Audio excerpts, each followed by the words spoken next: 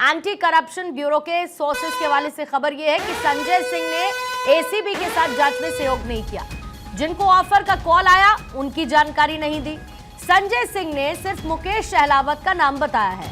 पहले संजय सिंह ने कहा 7 उम्मीदवारों को लालच दिया गया, फिर संजय सिंह ने 16 उम्मीदवारों को ऑफर देने की बात कही है।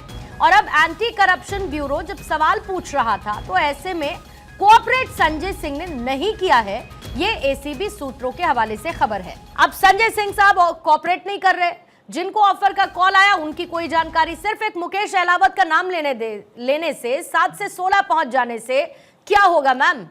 जनता ये पूछ रही है कि सिर्फ क्या आरोप लगाकर एक पॉलिटिकल ड्रामा क्रिएट करने की कोशिश आम आदमी पार्टी कर रही है क्या? जी ऐसा कुछ नहीं है, कोई पॉलिटिकल ड्रामा नहीं हो रहा है। हमारे पास कॉल आ रही हैं तभी हमने बताया है। तो नंबर क्यों नहीं दिया, डिटेल्स क्यों नहीं दी, बताइए। एंटी करप्शन ब्यूरो को डिटेल्स क्यों नहीं दी बबीता जी? कब के लिए रखा हुआ है? कल नतीजों के बाद बताएंगे या जब आपके विधायक छोड़कर चले जाएंगे, जैसे अभी छोड़कर गए थे? बीजेपी ज्वाइन कर ली थी उन्होंने, कैलाश गहलोत जैसे गए थे उन्होंने ज्वाइन कर ली थी, जिन्होंने आम आदमी पार्टी ज्वाइन की है। या कब बताएंगे? कब आतिशी जी ने कब बताया, कितना बाद में कि भाई मुझको ऑफर दिया गया? सौरभ भारद्वाज ने कब बताया, बहुत बाद में मुझको ऑफर दिया गया? तो एंटी करप्शन ब्यूरो पहुंची है जांच करने के लिए, तो दे देना डिटेल। संजय सिंह क्या करेंगे अपने पास रखकर? जो भी डिटेल्स उनके पास थी उन्होंने दी है, और मुकेश सहलावत जी के पास फोन आया था तो उनसे ही बात करेंगे वो कि उनके पास किसका कॉल आया था। वो सारी डिटेल्स मुकेश सहलावत जी उनको बता देंगे। बबीता जी क्लैरिटी दे दीजिए मैम, क्लैरिटी दे दीजिए। मुकेश सहलावत जी के पास सिर्फ फोन आया? हाँ जी, मुकेश सहलावत जी के पास सबसे पहले फोन आया, उन्होंने बताया। उसके अलावा हमारे 16 विधायकों के पास भी फोन आया। ये अभी तक तो आप साथ बता रही थी, किया गया सबसे पहले मुकेश जी के पास आया, आप साथ बता रही थी, अब आप साथ बता रही थी, अब आप बताया 16 विधायकों के पास आपको बताया। देखिए इनके पास इतनी जल्दी नंबर बदल जाते हैं क्योंकि ये झूठ बोलते हैं। इतनी जल्दी कैसे लोग इतना, और अभी तो आपके प्रत्याशी चुनाव लड़ रहे हैं, आपने पहले आप अपनी ही बातों को कॉन्ट्रडिक्ट करते हैं। जब इनके 7 विधायकों ने इस्तीफा दिया था तब इन्होंने कहा था वो हमारे विधायक ही नहीं है, हमने तो कब का टिकट बदल दिया जी। और अब कह रहे हैं कि विधायक जो चुनाव लड़ रहे हैं वो दूसरी पार्टी में चले बनेंगे।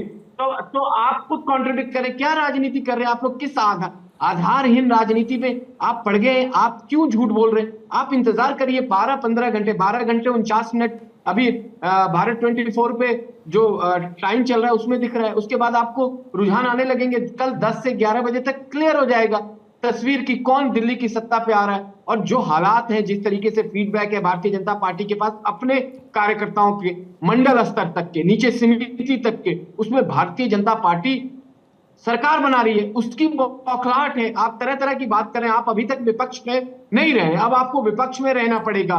विपक्ष का रोल एक बहुत महत्वपूर्ण रोल है। 26 साल से विपक्ष का रोल निभा रहे हैं। और स्टेट्स में बनाई है उसी तरीके से सरकार बनाती है, और स्टेटिंग करके भारतीय जनता पार्टी का एक काम है। हमें मालूम है, हम भी सारी चीजें, लेकिन हम सड़क पे होते हैं, हम आपसे सवाल करते हैं। आप तानाशाही रवैया अपनाने लगे, आपको लगा कि आप सीधे आंदोलन से निकल के सत्ता की कुर्सी पे बैठ गए थे, इसलिए आप कुछ भी कर रही है, जो ऐसा होता नहीं। भारतीय राजनीति में मैंने तो अब तक जो राजनीति करीब से देखी और जिस राजनीति को मैंने पढ़ के समझा है, उसमें इस तरह की सिचुएशन कभी नहीं देखी भारत के अंदर, जो सिचुएशन अरविंद केजरीवाल, आतिशी मारलेना ने दिल्ली में बना रखा है। सिचुएशन को थोड़ा सा और मैं समझने की कोशिश करती हूँ। हर्ष भी मेरे साथ है, सेठी साहब भी मेरे साथ मौजूद है।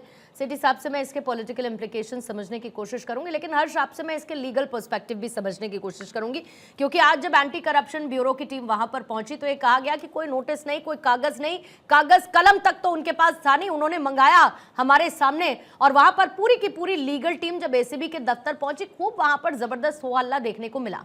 दोनों ही एस्पेक्ट से, एक तरफ इसके पॉलिटिकल इंप्लीकेशंस किस तरीके के देखने को मिलेंगे नतीजों से एक दिन पहले, और दूसरा आम आदमी पार्टी के आरोप पर आरोप पर आरोप पर आरोप, लेकिन शायद ही कोई ऐसा आरोप रहा हो जो इनकी तरफ से सिद्ध कर दिया गया हो। सिद्ध करे ना, उसमें दिक्कत क्या है? फिर उसके बाद सवाल पूछें उस पार्टी से, बताइए आपने ये क्या किया।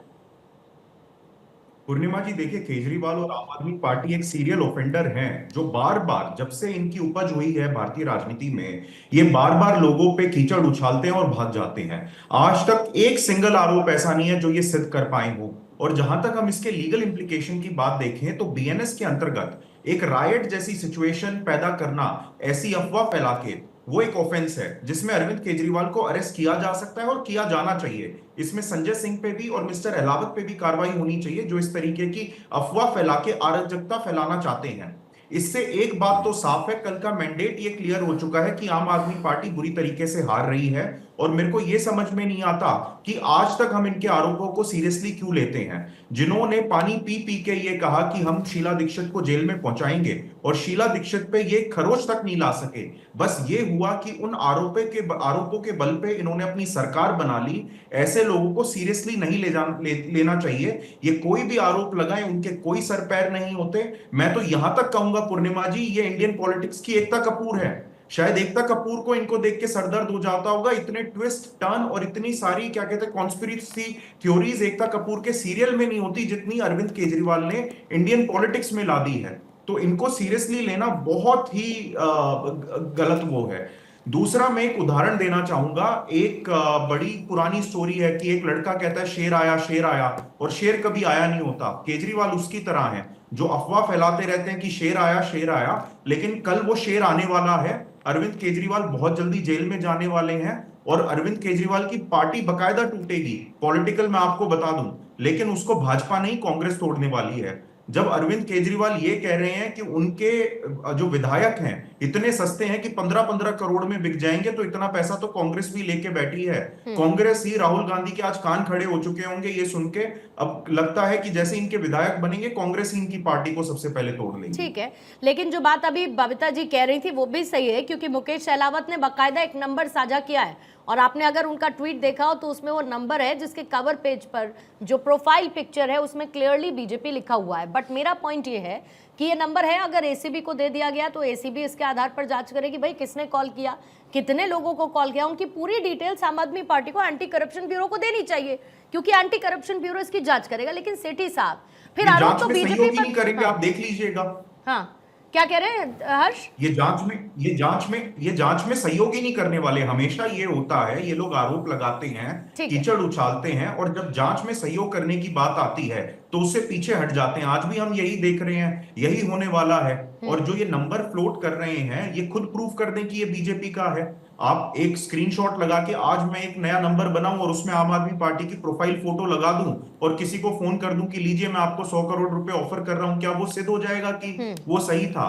तो ये तो हर टाइप के हथकंडे अपना रहे हैं। इनके बातों पे मुझे नहीं लगता कि जनता भी बिल्कुल इस बार भरोसा करेगी। केजरीवाल भी कह रहे हैं कि हमारा कोई भी एक भी आदमी हमारा टूटेगा नहीं। लेकिन फिर बात ये आती है सेठी साहब कि भाई अगर खरीदार बैठा है तो बिकने वाला भी तो तैयार है।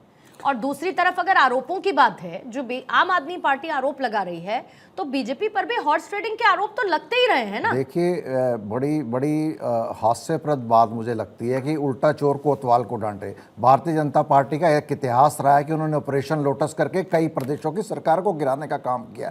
अगर किसी को आप रिश्वत देने का काम करते हो, किसी को ब्राइब देने का काम करते हो, किसी को तोड़ने का काम करते हो, उसमें मोदी जी फोन नहीं करेंगे, अमित शाह जी फोन नहीं करेंगे, वीरेंद्र सचदेवा जी फोन नहीं करेंगे। उसके लिए इन्होंने दलाल मिडिल मैन रखे हुए हैं। और आपको यह पता होना चाहिए, जब मुकेश अहलावत ने फोन नंबर साझा किया है तो उस व्यक्ति के ऊपर एक्शन लेना जिस व्यक्ति ने रिश्वत देने के लिए उनको ऑफर दी है, जो आम आदमी के विधायक हैं। आप उल्टा दूसरी पार्टी को कह रहे हैं जी आप बताइए, आप प्रूव करिए। वो तो नंबर साझा कर रहे हैं। आप अगर एसीबी ईमानदारी से काम करती है, दिल्ली की देश की संस्थाएं, दिल्ली की संवैधानिक संस्थाएं ईमानदारी से काम करती हैं, इसके ऊपर सख्त से सख्त कार्रवाई होनी चाहिए। और जो मिडलमैन है उसके द्वारा जांच करनी चाहिए। उसके पीछे भारतीय जनता पार्टी का कौन सा नेता है जो 15-15 करोड़ रुपए देने का काम कर रहा है? अरे उल्टा चोर कोतवाल को डांटेंगे तो मैंने जिंदगी में पहली